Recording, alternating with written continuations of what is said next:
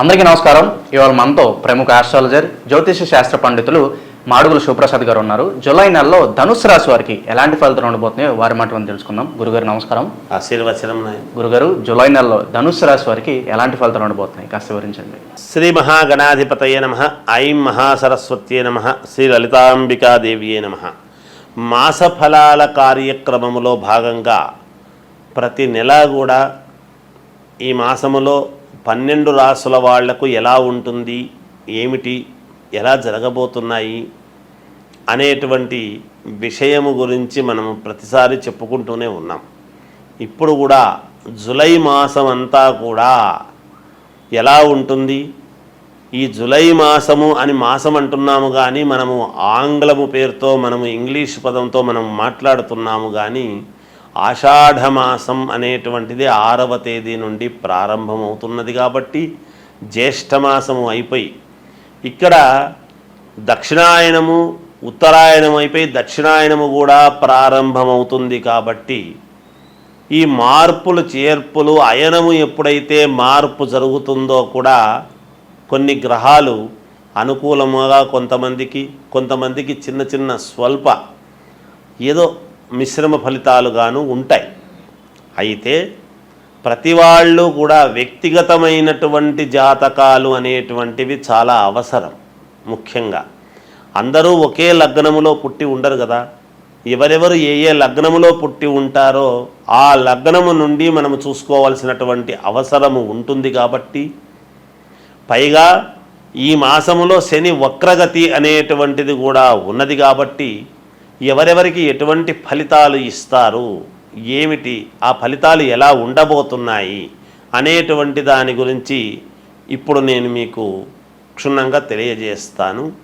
ధనుసు రాశి వారికి ఈ జూలై మాసం అంతా కూడా ఎలా ఉంది అంటే బాగుంది అనే తెలియజేయాలి. బాగుంది, అనుకూలవంతముగా ఉన్నది. అయితే జాగ్రత్తగా చేసుకోండి. చేపట్టినటువంటి వృత్తి వ్యాపారాలు బాగా కలిసి వస్తాయి, అనుకూలంగా ఉంటుంది. చాలా కాలముగా చేస్తున్నటువంటి ప్రయత్నాలు కాస్త ఫలించటం అనేటువంటిది కూడా ఉంటుంది. ఎప్పటి నుంచో కొన్ని ప్రయత్నాలు చేస్తుంటారు, ఆ ప్రయత్నాలు సఫలీకృతం కాలేదే అనుకుంటారు. ఈ మాసంలో సఫలీకృతం జరుగుతాయి. వాహన కొనుగోలు ప్రయత్నాలు కూడా మీకు జరుగుతాయి గాక అనుకూలమవుతాయి. దూర ప్రయాణాల వలన నూతన పరిచయాలు అనేటువంటివి కలిగి మీకు మేలు జరిగే విధముగా ఉన్నది. అలాగే వస్త్ర ఆభరణాలు కొనుక్కోవటం, వస్త్రాలు ఆభరణాలు కొనుక్కుంటారు గాక. ఎప్పుడు కొంటాం మనము వస్త్రాలు ఆభరణాలు అంటే ఏదో శుభకార్యానికి వెళ్ళాలను, లేదా మన ఇంట్లో చెయ్యాలి అనేటువంటి దృక్పథంతో నలుగురు వస్తున్నారు బాగుండదు అనేటువంటి అవసరము కానీ, ఇలా దైవ సంబంధిత కార్యక్రమాలు ఇంట్లో చేస్తున్నాము అన్నదాని వల్లను ఏదో రకంగా ఆభరణాలు ఇవి కొనడము. అంటే డబ్బులు ఉంటేనే కదా కొంటాం సమృద్ధిగా, అంటే డబ్బులు ఉన్నాయంటే బాగుందనే కదా దాని అర్థం.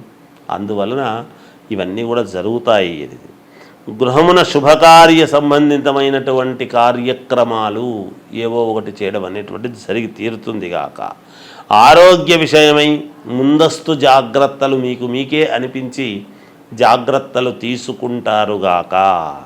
అలాగే భాగస్వామ్య వ్యాపారాలలో సొంత నిర్ణయాలు మీకు బాగా కలిసి వస్తాయి. అంటే మీరు 2-3 కలిసి వ్యాపారం చేస్తున్నారనుకోండి, దాంట్లో వాళ్ళని అడగకుండా మీ నిర్ణయం ప్రకారంగా మీరు ముందుకు పోతే ఖచ్చితంగా వ్యాపారాలు మీకు మంచి లాభసాటిగా సఫలీకృతులవుతారు అని దాని అర్థం.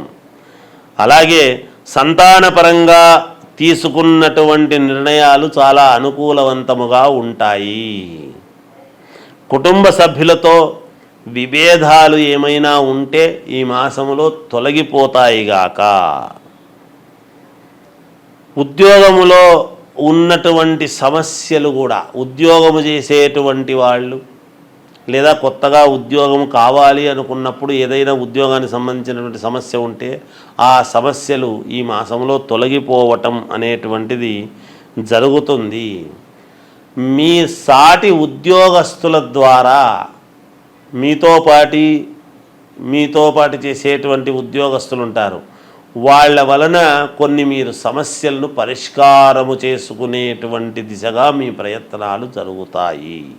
ఇది ఇంతేకాకుండా ఒక్కటి చెప్పాలండి ధనుస్సు రాశి వాళ్లకు, ఏమిటంటే గర్భవతులుగా గనక ఉండేటువంటి వాళ్ళు ఎవరైనా ధనుస్సు రాశి వాళ్ళు ఉంటే చాలా జాగ్రత్తలు తీసుకోవాల్సినటువంటి అవసరము ఉంటుంది. ఎందుకంటే గురువు యొక్క అనుగ్రహం అనేటువంటిది ఉండాలి కాబట్టి జాగ్రత్త అని తెలియజేస్తూ జయోస్తు. అలా గురుగారు, ధనుసు రాశి వారు ఎటువంటి పరిహారాలు చేసుకుంటే వీళ్ళకి శుభ ఫలితాలు ఉంటాయి అంటారు? ధనుస్సు రాశి వాళ్ళు ఎటువంటి పరిహారము చేసుకుంటే మేలు అంటే మీ ఇంటి దేవుణ్ణి, మీ ఇష్టదేవుణ్ణి ఆరాధించుకోండి, దానికి సంబంధించినటువంటి దేవాలయాలకు వెళ్ళండి, పూజలు చేసుకోండి, మేలు జరుగుతాయి, మెరుగైనటువంటి ఫలితాలు సాధిస్తారు. జయోస్తు. జూలై నెలలో ధనుసు రాశి వారికి ఎలాంటి ఫలితాలు ఉంటాయో తెలియజేసినందుకు ధన్యవాదాలు గురుగారు. జయోస్తు. అందరికీ నమస్కారం. ఇవాళ మనతో ప్రముఖ ఆస్ట్రాలజర్, జ్యోతిష్య శాస్త్ర పండితులు మాడుగుల శివప్రసాద్ గారు మనతో ఉన్నారు.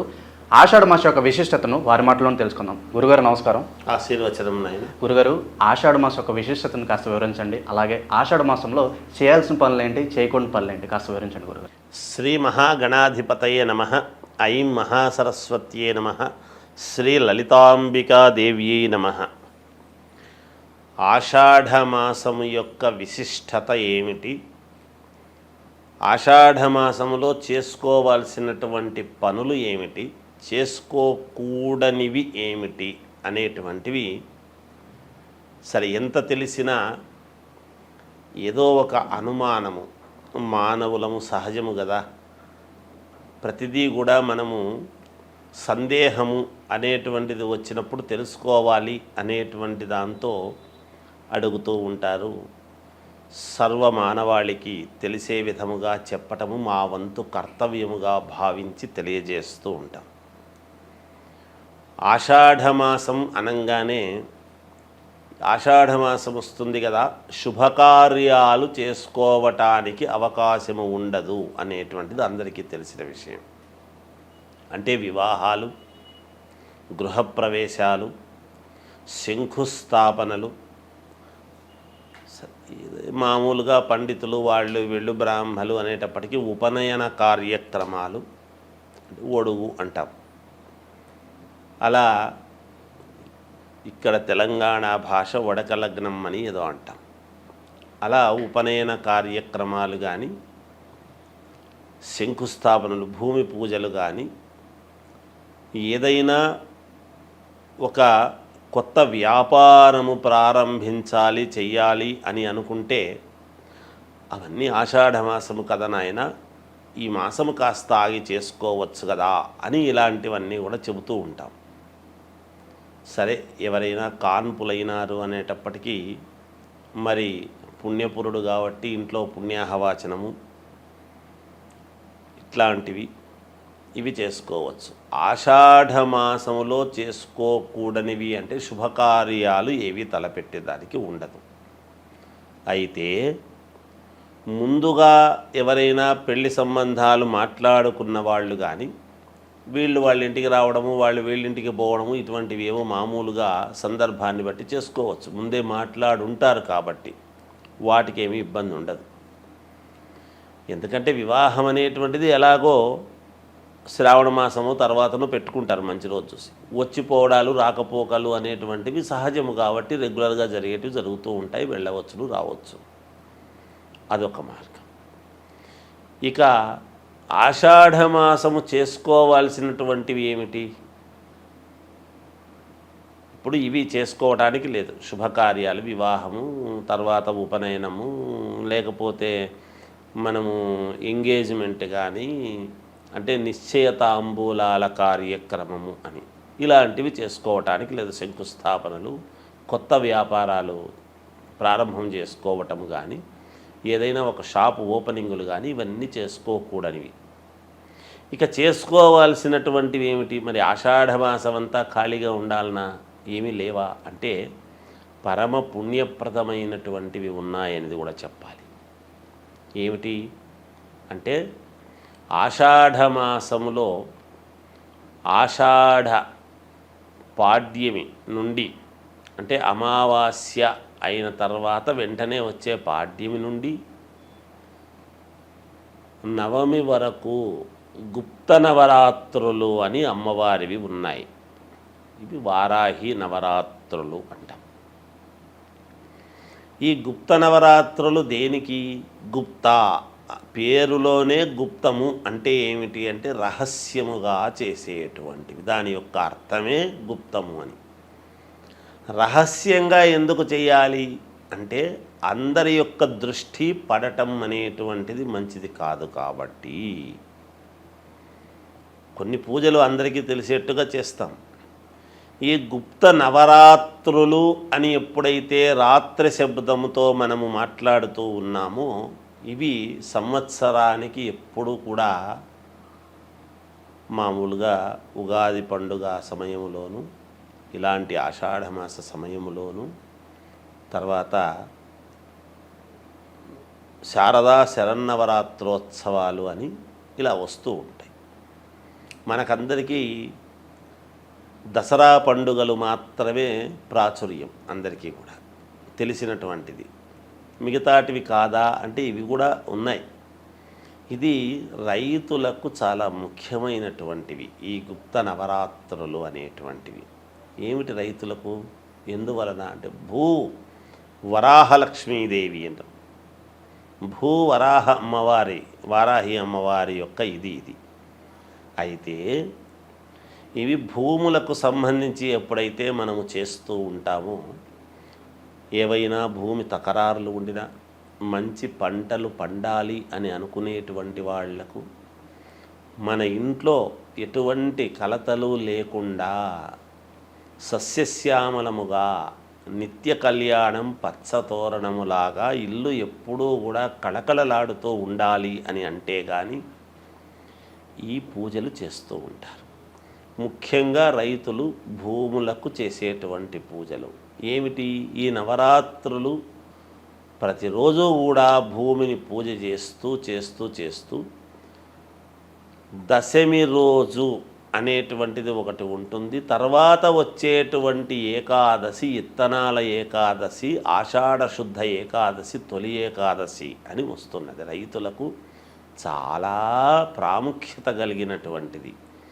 ఈ దశమి నాడు ఈ నవరాత్రులు ఎప్పుడైతే అమ్మవారిని భూమిని మనము పూజ చేస్తూ ఉంటామో, మరి పంచభూతాలలో ఒకటి అయినటువంటి భూమాతను ఎప్పుడైతే మనము నమ్ముకొని కదా ప్రతి రైతు కూడా పూజ చేస్తాడో, ఆకాశము కరుణించి వర్షాన్ని ఇవ్వటం అనేటువంటిది దశమి నాడు జరుగుతుంది. ఈ చేసినటువంటి పూజలకు చాలా సంతోషించి ఎప్పుడైతే దశమి రోజు ముందు రోజు వానలు కురుస్తాయో, తొలకరి వానలు అని చినుకులు పడతాయో, మరుసటి రోజు సేద్యము చేసుకొని ఇత్తనాలు వేసుకోవటానికి రైతు ఇలా ఆకాశం వైపు చూస్తూ ఎప్పుడు కరుణిస్తుందా అనేటువంటి ఇది చూస్తూ ఉంటాడు. రైతులకు చాలా విశేషమైనటువంటిది, పుణ్యప్రదమైనటువంటి మాసము ఈ ఆషాఢ మాసము. రైతులకు చాలా ముఖ్యము అని అంటున్నాము అంటే మనందరికీ రైతు ముఖ్యము కదా. అన్నము అనేటువంటిది, రైతు అనేటువంటి వాడు లేకపోతే అన్నం ఎక్కడి నుంచి వస్తుంది? మనకు ఏ పంట రావటం కష్టమే. అందువలన అలా పంటలు పండించేటువంటి రైతులు చాలా సంతోషంగా ఉండటానికి ఈ ఆషాఢ మాసము అనేటువంటిది చాలా ముఖ్యమైనటువంటి మాసము. ఒక రకంగా రైతులకు చాలా పుణ్యప్రదమైనటువంటి ఇవి వస్తూ ఉన్నాయి అనేటువంటిది తెలియజేస్తూ జయోస్తు. ఆషాఢ మాసం యొక్క విశిష్టత, అలాగే ఆషాఢ మాసంలో చేయాల్సిన పనులు, చేయకూడని పనులు వివరించినందుకు ధన్యవాదాలు గురుగారు. జయోస్తు.